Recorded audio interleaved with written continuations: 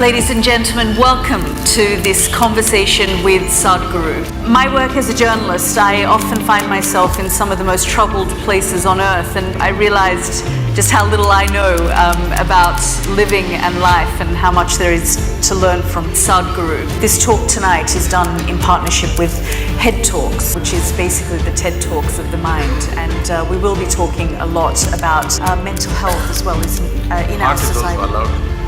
Heart is also allowed. Heart is also allowed, great. We'll talk a little from the heart as well as the head.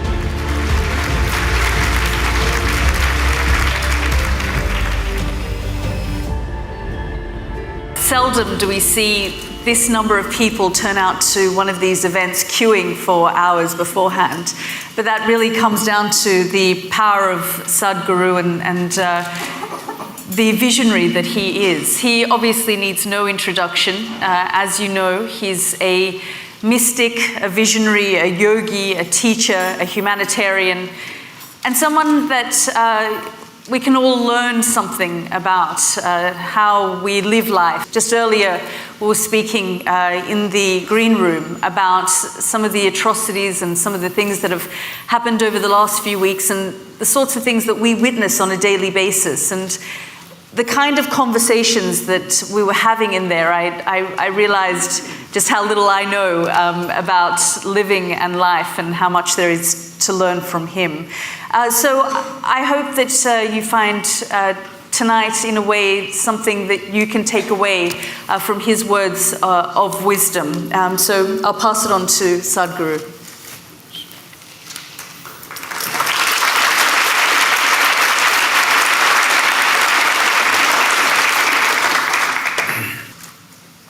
Jananam sukadham maranam karunam milanam maduram smaranam karunam Kalavashadiha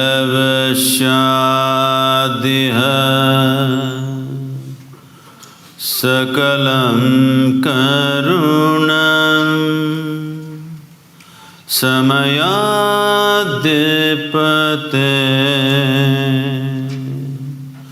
Akilam Karunam. Good evening everyone. Sadhguru, can you tell us a little bit about that chant and what it means? Well, I'm just not going by the word meaning, but the overall meaning would be, birth is a certain pleasure and joy, but death is compassion. When you have lived enough, the relief of death is fantastic. The worst thing that could happen to you is that suppose you have to live forever.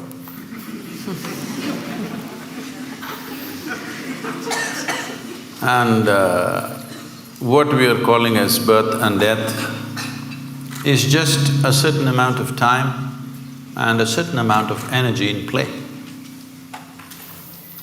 Time-wise, no matter who you are, what you are, for all of us, time is rolling away at the same pace.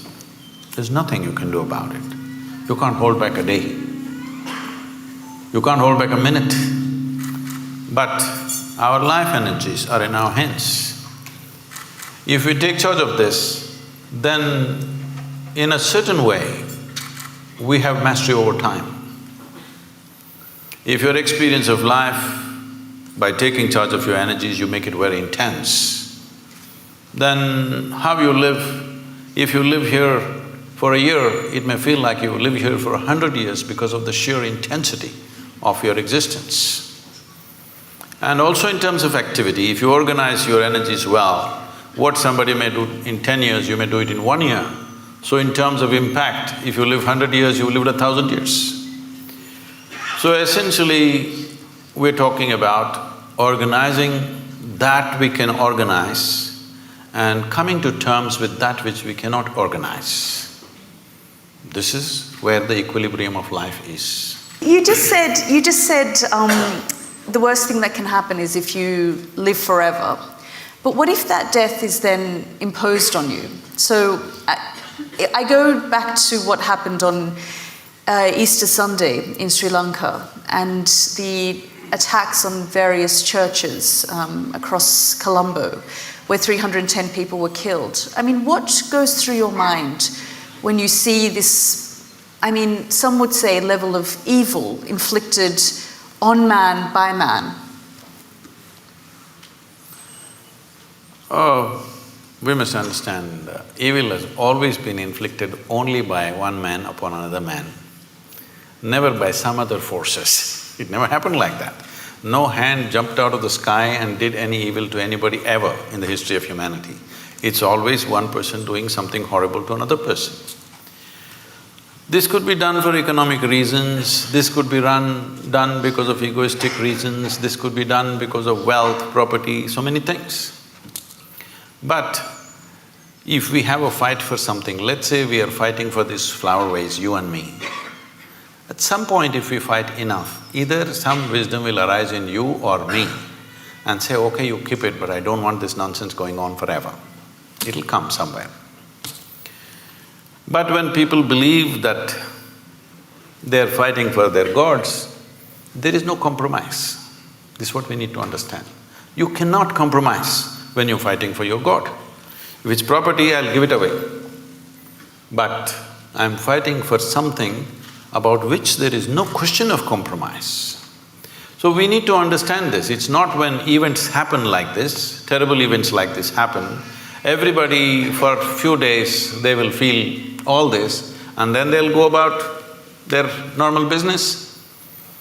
We must understand the moment you believe something and I believe something else, it's just a question of time when we are going to kill each other. Maybe we will, or maybe our children will, or maybe their children will, but it's bound to happen. When you believe something, when you believe means just this, what you do not know you assume and you concretize this assumption in your minds and you gather numbers. If there's 1,000 people here, all believe one thing, and when we step out on the street, if they all believe something else, inevitably there's going to be a clash. It's just a question of time. How do we deal with this though? So, you have set up the menu, but you're surprised when it gets served on your table. Why are you surprised? It is bound to happen. It's bound to happen. All this talk about just adjusting and creating a little bit of peace here and there is not a solution. One fundamental thing that we should do in the next 25 years, if we are really concerned about the future of the world, because the day of the sword is over. Now it is a day of a deadly button which can do things that you can't imagine ever. Those kind of things it can do. Well, these deadly buttons are being spoken about on a regular basis these days in various places. So when this kind of capability is there, it's important in the next 25 years, we have to establish in the world, your religion is your personal pursuit, do whatever the hell you want. But it cannot be a national or global agenda. This must be set 100%. If we don't do this, we are not looking at just a few churches exploding or somebody shooting in the mosque or something else. You could have nations exploding into bits. A large part of humanity can go into bits because that's the kind of empowerment we have in terms of technology. It's not like you'll take your sword and kill 100 people. You're going to just take away millions at a time. So when this kind of empowerment is there, these kind of rudimentary beliefs, when I say rudimentary belief, I'm just saying, you believe something that you don't know. Let's understand the word belief first of all. I'll ask you a simple question, is it okay? Am I too abrasive for you? You said it's head talk. Suppose I ask you right now, how many of you believe you have two hands? Please raise one hand. Do you believe you have two hands or do you know you have two hands? No. If I start an argument with you that you don't have two hands, and if my argument becomes too powerful, one slap in the face, and you know you got hands. So with hands you know. There are so many things you believe. What does it mean? It simply means things that you do not know. You are not sincere enough to admit what I do not know as what I do not know. Because you've not understood the immensity of I do not know. Only when you see I do not know, the longing to know, the seeking to know, and the possibility of knowing becomes a living reality. Otherwise, everything I do not know, I just assume. What is the point of that? The moment you assume and you gather 1,000 people who assume the same things, and I assume something and I gather 10,000 people who assume the same thing, clash is inevitable, believe me. But it's easier said than done to say, well, in the next 25 years we need to get out of this mindset. Well, never before this was possible. Today we are sitting here just talking to 1,000 people, but you know that today we have means, what we speak here, we can make it reach the entire humanity. This was never ever possible. Many fantastic human beings have come, but what they could do was minimal, because when they spoke, hardly 10 people heard. Today you can sit here and speak to the entire world. When you have this capability, how come you say you cannot transform the world? We can. It is just that, are we committed to making it happen? I was just talking to somebody who was some kind of an expert on the internet. That's when I started going on YouTube and everything. This is about 12 years ago. I was talking to someone in United States who is some kind of an expert on the internet affairs. So I've never gone browsing or anything, I'm just busy with what I'm doing. So I just asked, what are people looking for hours on end there on this net? So he very casually says, Sadhguru, about 70% is pornography. I said, what? He says, yes. I didn't want to believe him. I said, this is not possible. It can't be 70%. Maybe some people are looking up something. But then I check with a few other people, everybody says 70% of data is pornography. And they tell me, every year some 1.2 million children below 15 years of age are being sold on internet. What's wrong with us? I'm saying, when such a tremendous tool of technology comes to us, we want to sell our children? Is this how we use it? We want to change this. That's why I'm loud in the last 10 years, out on the internet. Do you think, though, that technology is a good thing or a bad thing? Technology is neither. The beautiful thing about technology is, if you learn to use it, it works for you. But who you are will decide how you use it, isn't it? But how do you So what we need to fix right now in the world is, who are we? This is what we need to fix. We've all become many things which we are not. Essentially, we are born as life on this planet. Rest of the things are taught to us, isn't it? Stop teaching all this stuff which makes us something other than human beings. I mean, you can say this as sadhguru, but how do you deal with a 15-year-old who spends 6-7 hours of their day on a phone, which then impacts their mental health, their state of mind? See, being on the phone need not necessarily impact the mental health. But what is on the phone? That's a question, isn't it? Right now, at least in India, whatever they may be looking for pornography, but Sadhguru pops up.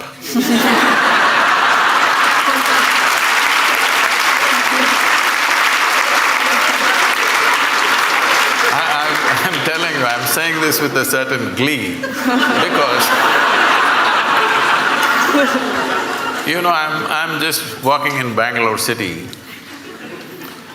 Some 12, 13-year-old boys, from a bunch of them, they say, hey, Sadhguru, Sadhguru, and they come running. I said, hey, you idiots, how do you know who I am? They said, no, we watch your videos, Sadhguru. I said, what? Your mothers must be forcing you to watch my videos? They said, no, in our class, all of us are watching your videos. I really inquired, and I find in every school that I go to, at least 20 to 30% of the children are watching our videos. I'm telling you, when I was 15, nobody could ever get me to watch a goddamn spiritual video. All right? No way. But today, children are watching. So, this is a new and a fantastic development. So, phone is not the problem. What is the content you're putting on it? And who is putting on it? Children are putting? No, adults are putting. Everything has become commerce. So, children are playing video games. Whatever, in India, some PUBG, what is it? Because I came to know about it because the Prime Minister mentioned this something. See, it seems whatever, 2-3 hours a day, you're practicing how to kill this one, this one, this one and this one, okay? I'm shooting. When I am 12, 13, it may be okay. When I become 18, don't I want to get a little real? Am I happy just shooting them on my phone? I would like to really shoot them, please understand this. You think I will be satisfied just shooting people when I think it's the right thing to do? Whoever appears, I shoot them on the phone. You think my instinct of wanting to shoot people that I see will be satisfied just on the phone? You are living somewhere. It's not reality.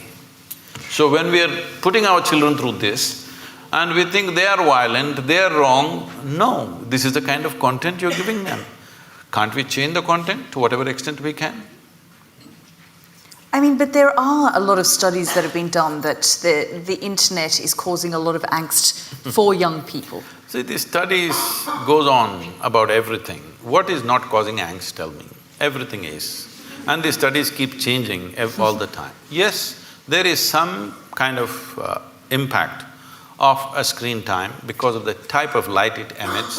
People lose their ability, because they're going on this late night, they cannot sleep properly. Because they cannot sleep properly, next day morning there are many troubles. All these things are rolling up. Today in United States, they have technology de-addiction centers, where like AA or something, they have technology de-addiction centers where people go there, and it's a big thing that you can live without a phone. It's a huge achievement that you kept your phone away for whatever number of days. So, technology is not the problem. Compulsiveness is the problem, isn't it? If you're compulsive, even the food that you eat, if you eat compulsively, won't you get sick? So for compulsiveness, there's only one cure, consciousness. There is simply no other cure. You can make adjustments. Can I say a joke? Is it okay? Please, of course.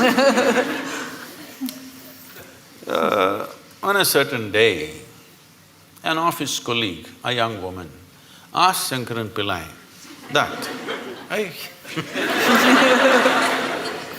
that if she could get a lift in his car. So, he took her in the car and he was driving. When it got a little lonely part of the road, he pulled the car aside and he suddenly became like an octopus. That is, his limbs were all over her. She pushed him away and said, "You fool, what are you trying to do? I thought you were a decent fellow and I came with you." He said, "I'm sorry, I quit smoking."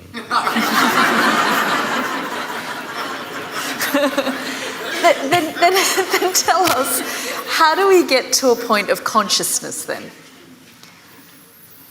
How do we not take our impulse from smoking to something else? See, we are misunderstanding consciousness as just mental alertness. Mental alertness will help you to survive better. Consciousness is not about that. See, you know that you exist right now only because you're conscious, isn't it? You are conscious right now. That's why you know that you're here.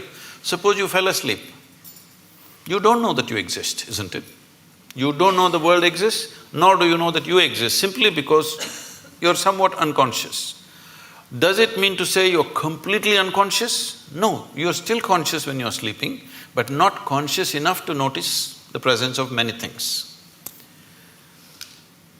So consciousness is not whether it is present or absent, it is always there. The question is only the intensity and the volume of it. If we have to use an analogy, right now see, the lights are focused on us, so both of us are clearly seen. There are people hiding in darkness. Suppose you dim the light further, all these people will disappear, only two of us will be there. If you increase the voltage, suddenly they will all appear. They were always here. They were here all the time. Because the lights were dimmed, I could only see you and nobody else. If the lights were up, then you could see. This is all consciousness sees. Everybody is conscious. Question is how conscious. So to increase or to raise consciousness, what have we done in the societies? Our entire education system is just about survival, one being better than the other. How can you be conscious when you're competitive? When all you want to do is be better than somebody. Your only joy is other people's failures. How will you be conscious? When you're enjoying other people's sufferings, other people's failures. This is what being number one means. I'm the number one means what? You're number 10. That's my joy. So I think this is sickness. From kindergarten, you're spreading this sickness into children and you expect them to be fantastic. It won't work like that. So do we need to change our systems? Oh, definitely.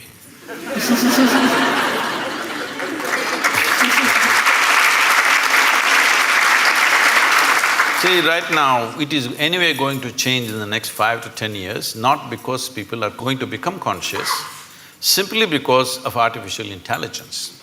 For a long time, I always wondered, even when I went to the school, an idiotic person who's read a book a few years ahead of me suddenly is acting like they're something superior. Just you read a book few years ahead of me, and how come you're so superior? I don't understand this. If you're a scholar, you read a few books. If you're a religious person, you read just one book and somehow you're superior. How come just by reading one book ahead of me, you become a superior life? All this is going to be demolished in the next 5, 10 years' time. My phone will be able to do 10 PhDs a day. It has enough memory to do that. So all scholars, religious people, people who just keep on vomiting their stuff that they've read elsewhere, this will be nothing. This will be nothing. So, see, there was a time, I remember this very well, in Mumbai port, when the first gantry was installed to load and unload the ships, about 35, 40 years ago maybe, all the labor protested, they went on strikes. Then I was in I'm interested in this thing, so I was visiting some ports recently. I was inquiring what was the size of the vessels then, what is the size of the vessel now, how much time does it take to load, unload. At that time, the biggest vessels were about 30,000 tons or 35,000 tons, in that range. Today, most of the vessels are over 100,000 tons, some of them are 250,000 tons. But at that time, they were taking 26 to 28 days to unload one ship. Today, they unload a ship in less than 24 hours and they're unloading 12, 15 ships at the same time. That is, in one day, 12, 15 ships are unloaded. Why? Because from man's muscle, we move to machine. Right now, all the professors, scholars, all of them are crying, what will happen to our jobs? It's the same situation. What you could do with your intellect, a machine is coming which can do better. My first brush with artificial intelligence, as I saw it, was when I was 13 years of age. Today's children, everybody is on the iPads and screens all the time. When I was 13, for the first time, I saw a flatbed calculator. So somebody brought it to school, I had never seen anything like that. They said multiplication, tuk, tuk, tuk, tuk, tuk, tuk, tuk, tuk, tuk. Just came. Immediately I felt offended because if it can be done like this, why the hell are they torturing me in the arithmetic class?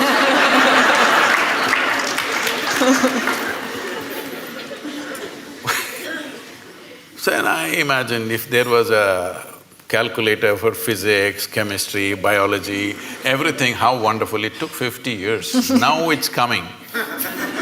All the best for the children of the future, because they don't have to go through this torture of simply trying to retain something in your memory and believe that your memory is intelligence. Your memory is not intelligence. Your memory is a certain capability, all right, but intelligence is a different dimension of life. Consciousness means pure intelligence. unsullied by memory. Now if I look at you, oh, I know Yalda, oh, she's good, she's bad, she's my friend, she's my enemy, this, that, so much nonsense in my head. What happens now is, I don't see you the way you are right now. Yes? If my intelligence is sullied by my memory, I cannot see you and experience you the way you are right now. If I don't see you right now the way you are, I cannot see this flower the way it is right now, I cannot see the sunrise, I cannot see the sunset. For everything I have a stupid meaning in my head. There is no meaning in the phenomena of life. There is no meaning to sunrise, there's no meaning to a flower, there's no meaning to a cloud, there's no meaning to anything. It's just that it's fantastic, that's all. Meaning exists only in the psychological framework of the human being, and these meanings are simply because we are constantly dipping into our memory. In traditional terms in India, when we see people living out of their memory, we say, "Ayyo karma." That means past memory is ruling them. They will never experience life. They will just recycle the same stuff. Is it possible to shed or leave behind memory? I'm sorry? Is it possible to shed or leave behind your memory? See, you don't Because have to it's shed part of your your memory. identity. No. If you shed your memory, you will again walk into the same pits that you walked in the past. Memory is not to be shed, it needs to be carried little loose, that it is not sticking to you all the time. See, your entire body right now is just memory. There is evolutionary memory, there is genetic memory, there is karmic memory, there is conscious, unconscious levels of memory, articulate and inarticulate levels of memory. In yoga we identify your existence as 8 dimensions of memory. This whole thing is memory, isn't it? See, you may not remember how 10 generations ago your great-grandmother looked like, but her nose is sitting on your face. Body remembers, isn't it? 100%. It doesn't matter where you go, what you do in your life, this body retains every bit of that memory, isn't it? So, this existence is memory, but do you want to use this body and this bank of memory that you have in your mind as a platform upon which you sit, or do you want to carry this on your head? This is the difference. Being conscious means you sit on this platform. Being unconscious means you carry it on your head, the burden of it. You mentioned artificial intelligence. Are you worried about the future? No, this is the best time for me.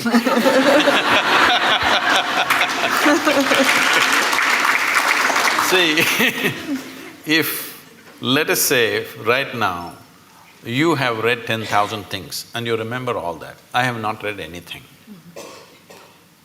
So, the value that you have is only the memory you have.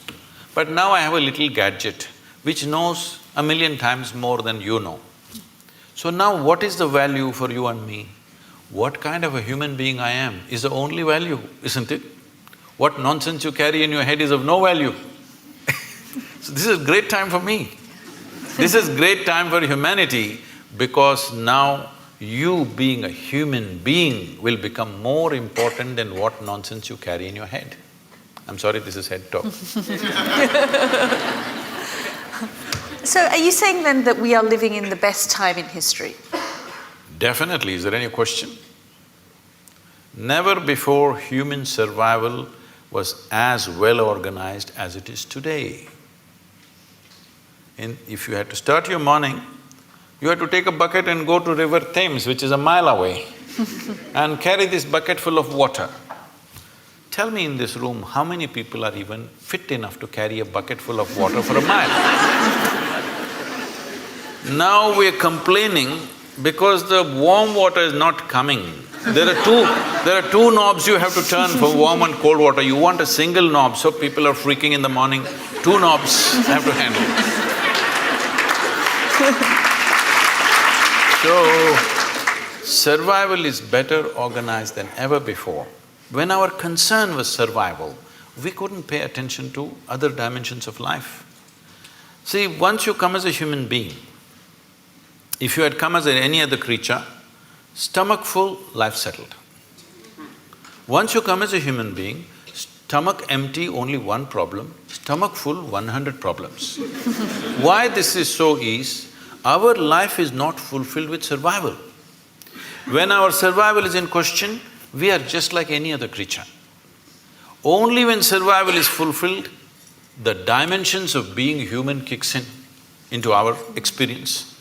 When you're thinking of where is my next meal, we don't expect you to be very human. You lose it in many ways. Now survival is settled for a large part of humanity. Unfortunately, there's still populations for whom it's still a struggle. But I would say at least for 60% of the population on the planet, for the first time, survival is better organized than ever before. The world is safer than ever before, though people are constantly complaining. Well, you're talking about Sri Lanka, yes, it's an unfortunate incident. But 1,000 years ago, if 1,000 people died just 100 miles away, you would be sitting here thinking world is super peaceful. Yes or no? Today it's because of BBC that somebody dies somewhere, the blood flows into your sitting room. It's a good thing, at least your humanity is being evoked, otherwise it'll sleep. So I'm saying, in terms of violence, we are more peaceful than ever before. Our survival is organized better than ever before, and above all, our ability to communicate is better than ever before. These are not small things. Now the question is, what are we going to communicate? Are we going to abuse each other?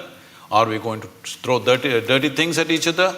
Or are we going to do something that will transform us as a generation, because this is our time on the planet? Are we going to make this the greatest time in the world ever? Or are we going to let this pass? That's all we have on our hands. What else do we have? That's all we have. All we have is a little bit of time, isn't it? Hello? All we have is a little bit of time. But most people think they're immortal. That's why they don't do anything.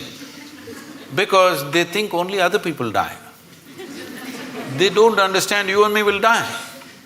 When we are born, we are geared to die. So it's only a question of time. Time is ticking away right now. As you sit here, from the time we came and sat here, we're 20 minutes closer to our graves, all of us. Yes, if you're conscious, if you think about death once in a way, it'll become a morbid thought. But if you're conscious that you're mortal, you would organize your time in the most productive possible way, isn't it? Are you worried about global leadership though? I mean, you say we're living in the best time it's the best time for us in terms of survival and technology, but if we look at the global phenomenons at the moment, I mean, even if we look at what's happening in this country with Brexit and identity politics and people feeling like they need to belong to a certain type of thinking or group on either side of the spectrum, is that not dividing us more and more?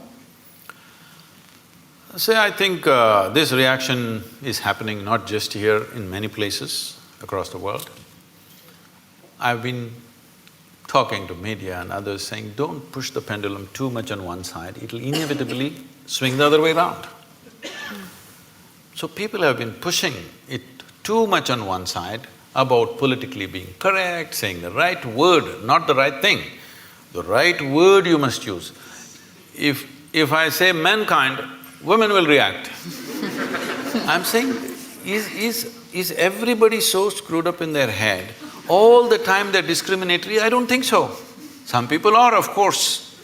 But today it's become like this. You know, it was very natural for me, if you see a child, you want to pick up the child, you want to do something, you want to talk to them, you want to hug them, whatever, because it's like a fresh flower. But today, you don't know whether to touch the child or not. Because people are making such a big deal about it. I am not saying there are no issues, there are serious issues, this which needs to be addressed. But at the same time, when we push it to a paranoia level, instead of taking necessary steps, we make it a paranoia among people, then the other swing is inevitably going to come. Now somebody is saying, don't worry about all this ecological nonsense, nothing is going to happen, everything is fine, let's do everything as it is because this is all rubbish, because you pushed it too much. This is very important to understand, people who are concerned in this world. If you are a concerned human being, it's very important, whatever you think is right, you must not push it too much. If you push it too much, the reverse pendulum will anyway happen, you're seeing that right now. Talking about Brexit, Is it okay? Because I think you already made up your mind, so… See, could you sell this idea to anybody in 1945? 1945, could you sell this idea that Germans, French, Italians, Spanish, English all come together as a union? Could you even think, I'm asking, after World War II? So in 50 years' time, when such a thing happens, it's not just an economic arrangement, it's a huge step in human consciousness that with people that you fought so bitterly, bitterly means it can't be any worse. Human beings can't find any worse than that. After that, within 50 years, when the generation is still alive, many members of that generation are still alive, you thought of coming together, it's not a small thing. It's not just economic arrangement, it's not just euro versus your pound or whatever. It is a tremendous step for humanity. But now you want to go back on it? It's done. On that note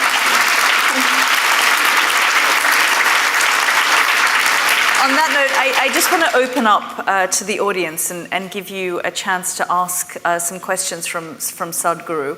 Just stand up, introduce yourself, and we'll start here on the front row. I'm Meenakshi and I work in technology, Sadhguru. So thrilled and privileged to be here, feeling blessed. Thank you. My question is that in Kali Yuga, is it possible to take the Advaitic meditative route to try and get in touch with your consciousness without a guru and the guru mantra? Or should one pursue Namasmaran and Bhakti Marg as the way one tries everything but is flapping in the wind? See, you're a technology person, and I'm asking all of you. Well, each one of you may have your own religious beliefs or whatever, but please look at it sincerely. Your belief is only to a point of convenience, isn't it so? Are you willing to believe to such an extent? You have children? Children? Yes. So, are you willing to leave the future of your children in God's hands and leave it, just do Nam Smaran and leave them on the street?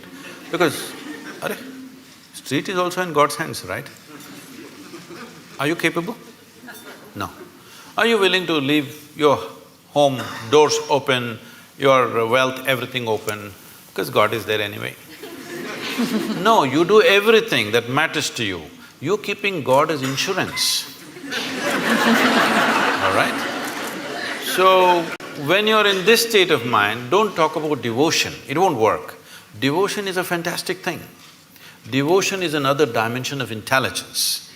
But with the kind of education that you've gone through, and your intelligence has become very skewed just by exercising one aspect, that is the intellect.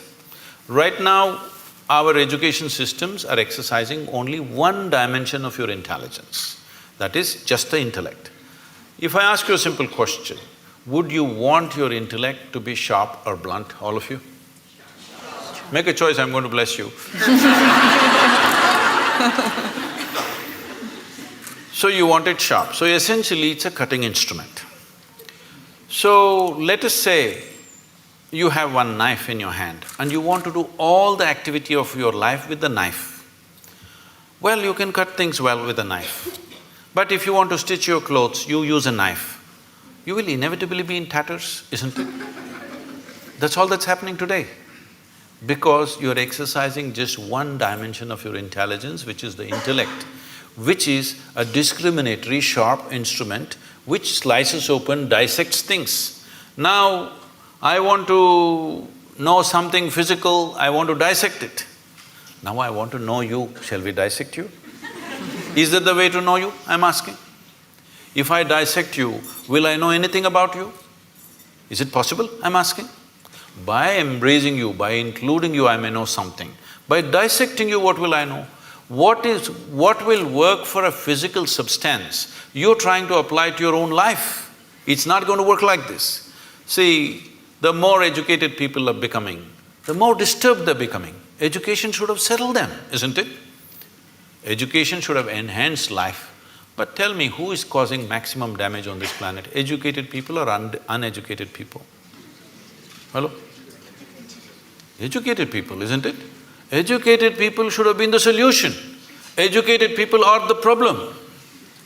Simply because we are using a knife for everything. If you want this thing, there was a time when I was crisscrossing India on my motorcycle. So one whole night I've been riding. I'm somewhere between Madhya Pradesh and Uttar Pradesh, I don't know which state, somewhere around there in the border. So early morning around 6:30, I end up at a tea shop. Full night I've been riding. Then, people who ride motorcycles, they will know one problem is always that every 500 kilometers those days, the chain will become slack. So you have to take off a link and put it back, tighten the chain. This is a very easy job, but it's messy because of the grease and stuff, your hands will become messy. So I'm just about preparing for breakfast, I'm not willing to mess.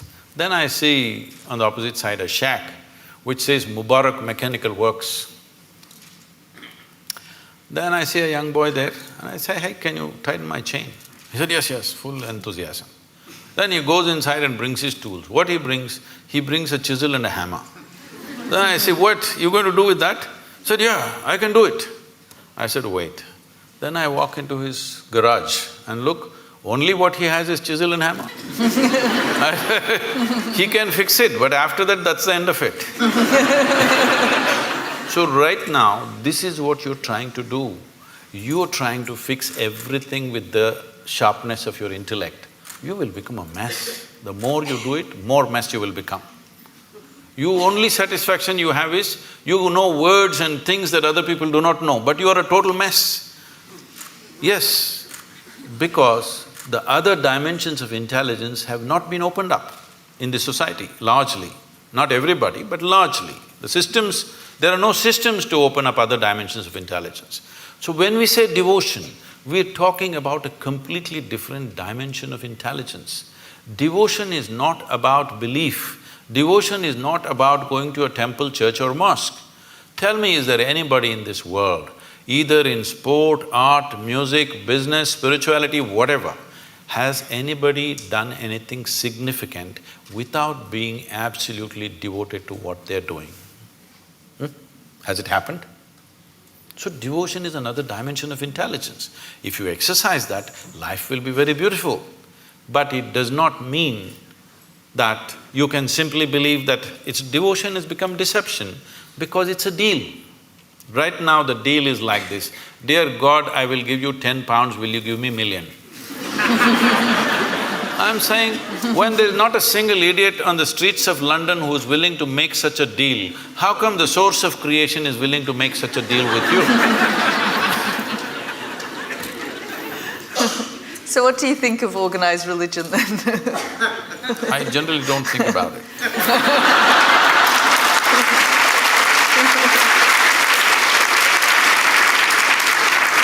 It is not that it has no use. See, if there was no religion, a lot more people would have lost their mental balance. It is a very inexpensive way of psychiatry. No, I'm saying, see, I want you to understand, the line between sanity and insanity is so thin. Don't think there are insane people and sane people. Every one of you are crossing the line here and there. Some people are not able to come back, that's all the difference is. Yes or no? Well, aren't you saying with somebody, I'm mad at you? So you are not mad at anybody, you're just mad, that's all. You are able to go mad for some time and come back, so you think you're normal. Somebody went there and could not come back, it became a terrible problem, all right? So, do not assume sanity is some kind of sanity is some kind of an established status for you. No, today you may be perfect, tomorrow morning you may be gone. Do you understand? It's very much possible. Like today you're healthy, tomorrow morning you may be talking about terminal illness, it's possible for any of us. So the same thing is possible with mental illnesses also. It is not to be taken lightly. But I'm talking about not exercising different dimensions of intelligence in a human being. Making an education system which is all like a factory extruder, everybody has to come of the same shape and form. This is causing enormous distress in human societies. Yes. It's very nice to be with you, Sadhguru. I wanted to know about Adiyogi because I've learned and I studied some yoga for years and I never heard about Adiyogi except from you. Oh, you thought Madonna invented yoga, is it?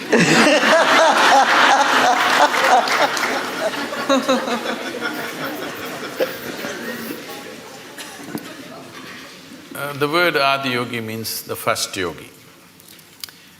We don't know the exact time, but it's somewhere over 15,000 years ago.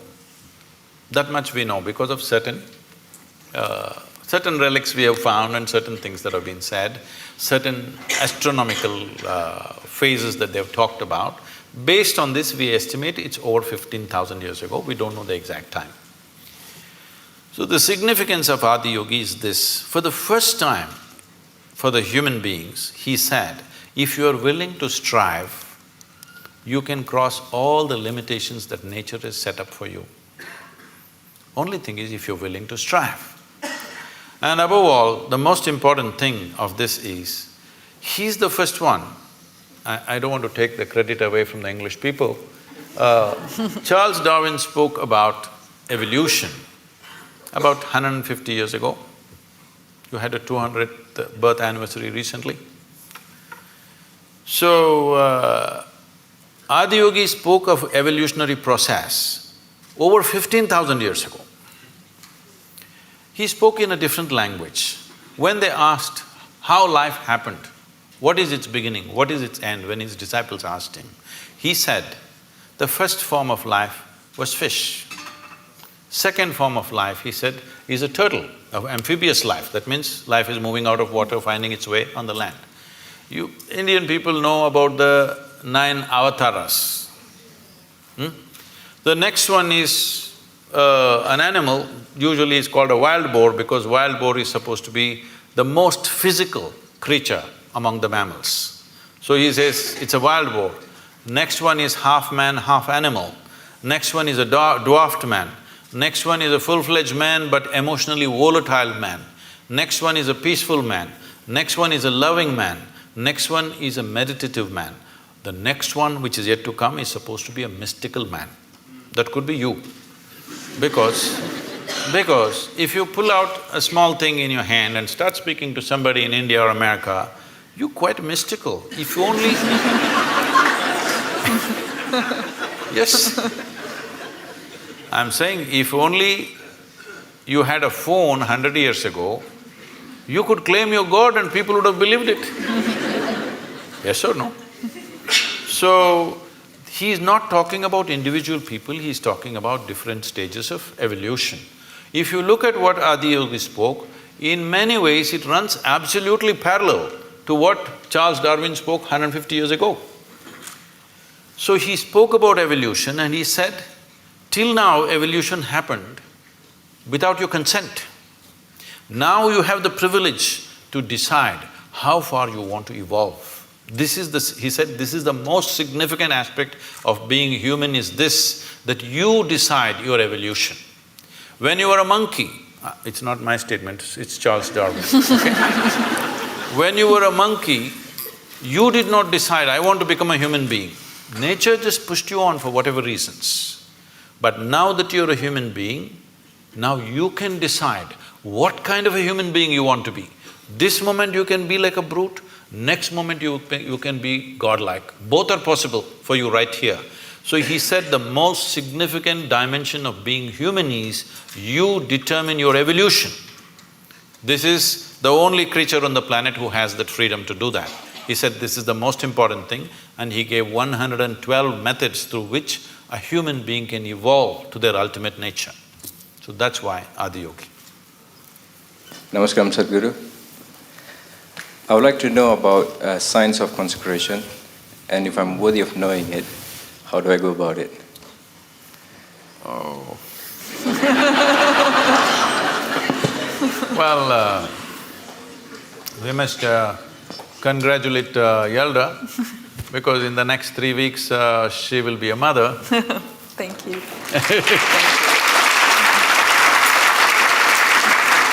This is terrible gender discrimination because only women are ever allowed this privilege.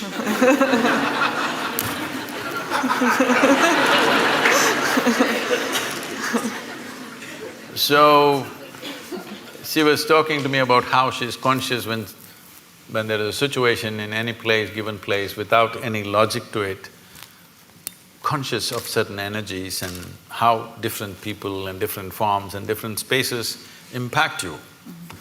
So the science of consecration is just this. The best material to consecrate is a human being. Because of all the physical forms on this planet, this is the most evolved physical form.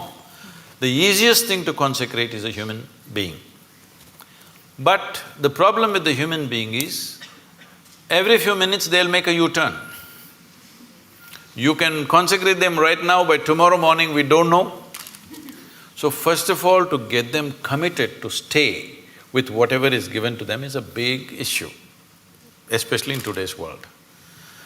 Because of that, we consecrate other forms. We always want to choose a form or a substance, first of all, which is of the highest density possible, because physical form, its strength and its integrity depends upon its density. So we normally solidify mercury to do this. This is called as rasavaidya, which means it is the technology of solidifying mercury.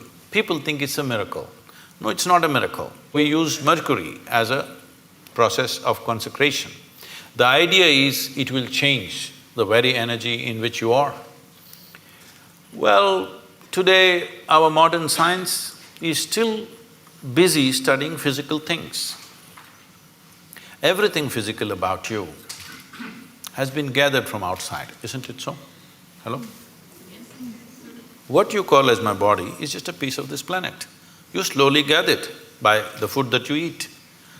So if everything physical about you is just something else, not you, what you gathered cannot be you.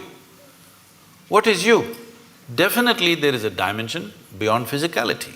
If you ignore that, there's simply no life. But right now, still the logic, the human logic which thinks it is scientific is still at this level of logic that except what I can measure on the instrument does not exist. So actually all of you do not exist because you cannot be measured. This happened to me. I don't subject myself to these indignities anymore. Way back, because of some obligation, I was in some institute, they said, we want to measure your gamma waves. I didn't know I had gamma waves. They said, no, there are gamma waves in your brain, we will measure it.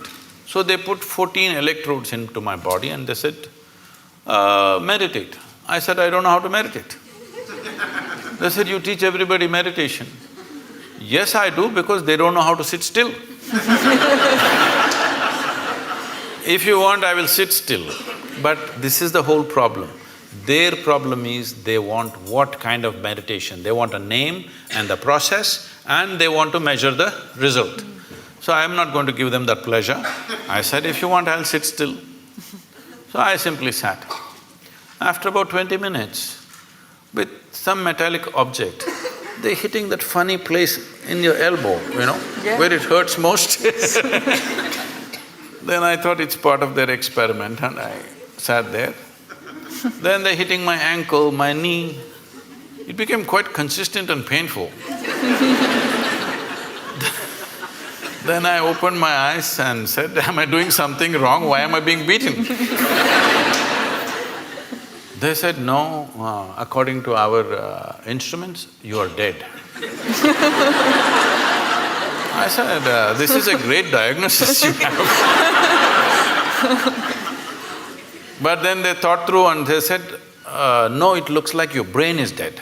I said, I will stay with the first opinion. I am dead like this is okay with me. Brain dead if you give me a certificate. That's not going to be good. Why I am saying this is, the essential life that you are, you think you are going to measure it in some instrument? Only physical processes will measure, isn't it? And you know, everything physical about you is from outside, it's not yours. It's not yours, it's just a piece of the planet. So, you can't be measured, so you don't exist. What a great conclusion are you making? So what is consecration? Is a dimension of energy which is not physical in nature, but it's life, concentrated life, let's say. Consecration is a way of creating a very concentrated life process. If you walk in, it's like that. So, in certain cultures, particularly in India, every street we consecrated at one time. But people slowly misunderstood, thinking these are temples for worship, whatever, it all went into all kinds of things. But still there are fantastic spaces of consecration in that culture, you must come and experience this. These days they're measuring some bio stuff and all, they're saying some fantastic things happening, I don't know what their meters are. But I know this, yalda is saying she knows this, if you walk into a space, you know how alive or dead that space is. So is it measurable by something? No, only life knows life. When life meets life, it knows. When life meets death, it knows. Is there some instrument to measure this? No, because all your instruments can only measure physical processes. So consecration is the concentrated life process. No human being should live in unconsecrated spaces. If you care for humanity, especially children below 14 years of age, believe me, if you make sure they spend a certain amount of time in consecrated spaces, you will not have any of this nonsense about adolescence problems. See, right now, toddler… if you're an infant, diaper problems, toddler means he's running away problems, adolescent means some other problem, middle age means crisis, old age means horrible. When are you going to live, I'm asking? You're looking at life process as a problem. It's not a problem.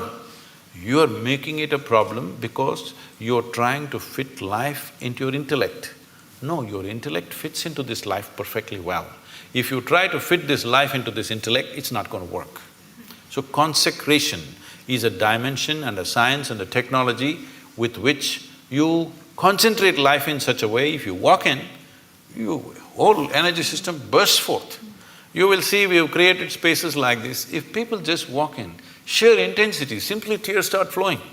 They don't know why. Simply the intensity of the place, simply tears start coming. You must every day, your cheeks should be washed with tears of love, joy and ecstasy. If this doesn't happen, you're not living yet.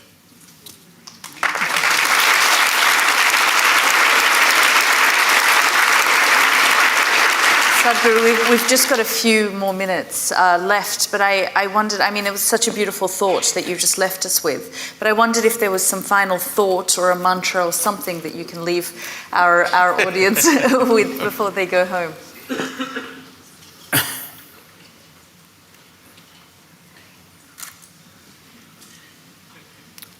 See, this is what I would like to change. To learn ABC, just 26 alphabets in English language. If you come to Tamil language, 212 alphabets at least, it's complicated. Only 26 alphabets. Tell me, how many years did you spend just learning the alphabet and learning to use it? Your basic education till high school, this is all you're doing, learning to use the language and using the language so that you can understand whatever comes your way, this is all. At least 12 years. 12 years you spent, one solar cycle that's called in yoga. One solar cycle you spent just to learn a language, to communicate with people. But to transform your life, you want a 2-minute mantra.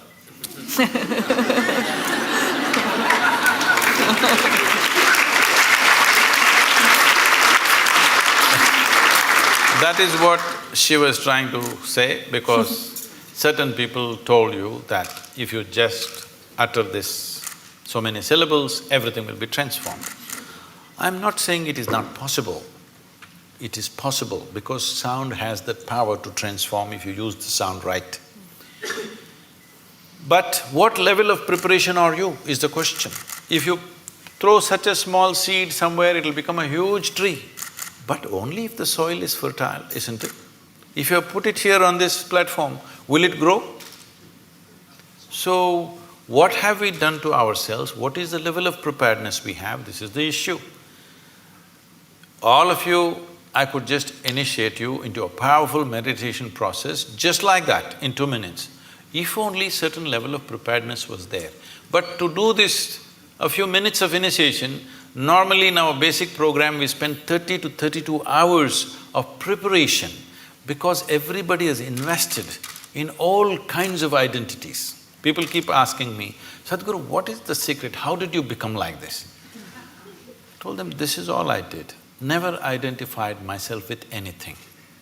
The moment your intelligence gets identified with something, you must understand this, the nature of the intellect is such, suppose you identify that you are a woman. Now your intellect keeps on doing rounds around that, protecting this gender all the time. Now you say, I'm English. Now it will go only around that, protecting that. Now you say, I'm a particular religion. Now it'll go only around that. Whatever is your identity, your intellect will serve only that. The moment you identify yourself with something, you have subjugated your intelligence to just self-defense and protection and survival. The intellect could have been a penetrating force to reveal life to you. Instead, you're using it to fight life, other life, because it's a defense mechanism. The moment I have an identity, I have to defend it, isn't it? Just to be here, without any sense of who the hell I am, you actually don't know who the hell you are. Hello? Assumed stuff, isn't it? Only because you dip into your memory. So if suppose Mr. Alzheimer visits you, suddenly you don't know who the hell you are. Even now you don't know. This is an assumption based on the accumulated memory. So if you just learn this one thing before you go to bed tonight, everything that you are not, keep it aside and go to bed, okay? Say right now this clothing, is this you? No. So you understand this, not me. It's not that physically you have to keep it aside. I'm saying, you know this is not me. Is this me? This is not me. Is this body me? This is accumulated, this can't be me, isn't it? It is said, if you live here for about 75 years, you approximately eat, depending upon your diet of course, you approximately eat between 12 to 1400 tons of food. Are you carrying it right now? Hello? Those of you who are middle-aged, are you carrying at least 600 tons? Where is it? What you thought was my body is coming and going all the time, isn't it? It's not even the same body. It's coming and going all the time. So this is not me, if you keep it aside. All the impressions that you have gathered, you also gathered from outside. Keep that aside. Everything that's not you, just keep it aside and go to bed and see if you can just be little conscious till that last moment till you fall asleep. Most people don't know when they fall asleep. Most people. When I say most, I'm being generous with percentages, 99.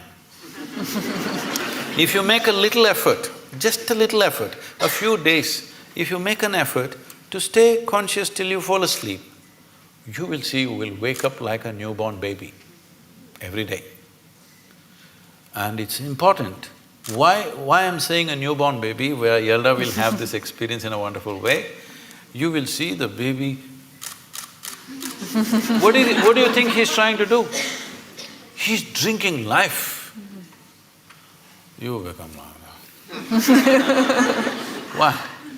Because you're just living in the capsule of your memory. You think you already got it. If you got it, you must be dead, isn't it? So people are practicing death in installments. See, if you're really super alive, it's fantastic. If you're dead, it's good. But if I want to torture you, what will I do? I will not kill you. I will make you half alive. That's torture, isn't it? This is what is self-inflicted for most human beings right now. They're keeping themselves half alive and they're wondering why life is such a torture. I just asked a simple question about a year and a half ago when I was in London. I was speaking to a very prominent group of people. I asked, how many people in London city can sit in the evening peacefully, even without a glass of wine. They clearly said less than 1%. So, to be healthful, you need a chemical. Today, 70% of the people are on prescription medication of some sort. To be peaceful, you need chemicals. To be joyful, you need chemicals. To be ecstatic, of course you have ecstasy. I'm saying for everything, if you need chemicals from outside, this is not a moral issue for me.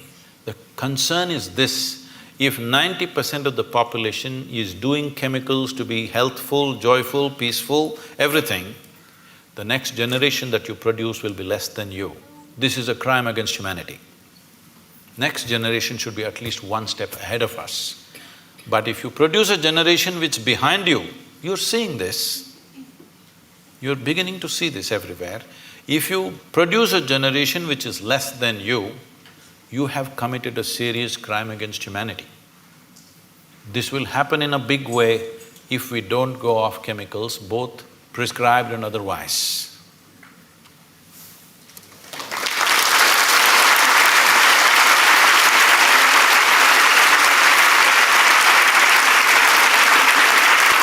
Thank you. Thank you, ladies and gentlemen. Please thank Sadhguru.